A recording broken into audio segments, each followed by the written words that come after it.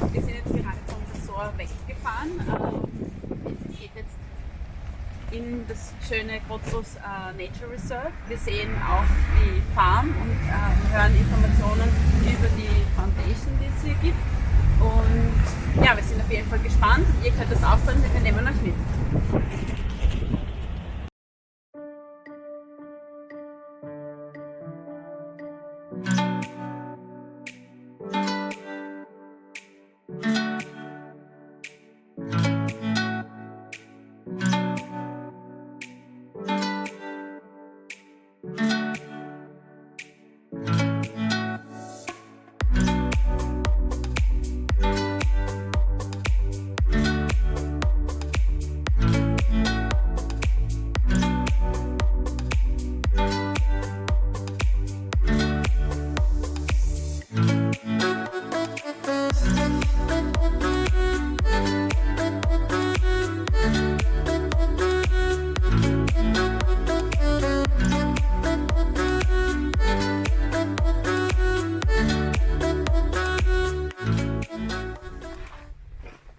So the Grootbos Foundation was started in 2003.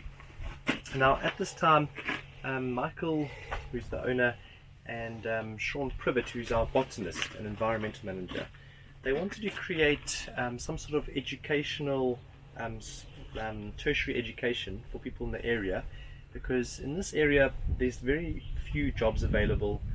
And there's no opportunity for training and things. There's no universities, technical schools, anything like that. So they wanted to create something where they can give people, young adults from the local community who've finished school or got up to a certain level in school, but they kind of between the ages of 18 and 30 and they are unemployed. So we thought, we've got this beautiful vegetation, that people are using in their gardens and things, but very few people are skilled with how to grow it. So that's when in 2003, we opened a horticultural college. We call it the Green Futures School, where we take 12 students each year, and we're training them in plant propagation, life skills, business skills, things like computer work. A lot of them have never used a computer before.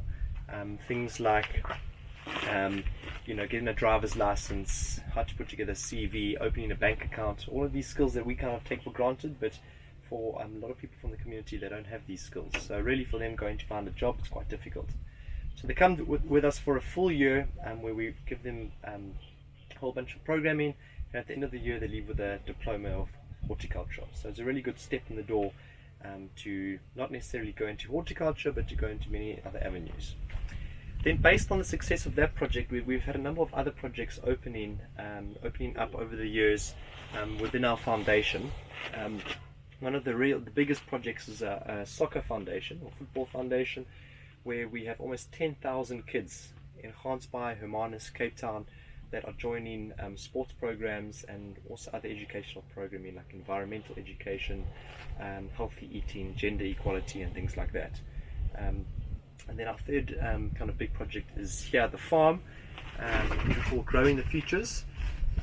And this started in 2009, and this was when we decided that we want to create be able to grow our own fresh produce, so that we know exactly the kind of food that we're serving in the lodge. So this is why this part was chosen. It was previously kind of a farm.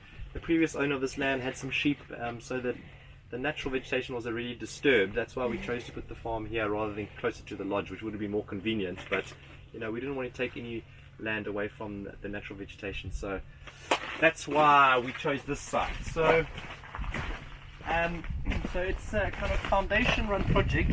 How a lot of these projects work is that they work alongside the lodge. So you'll have for example this farm, they grow the produce, they sell their produce to the lodge.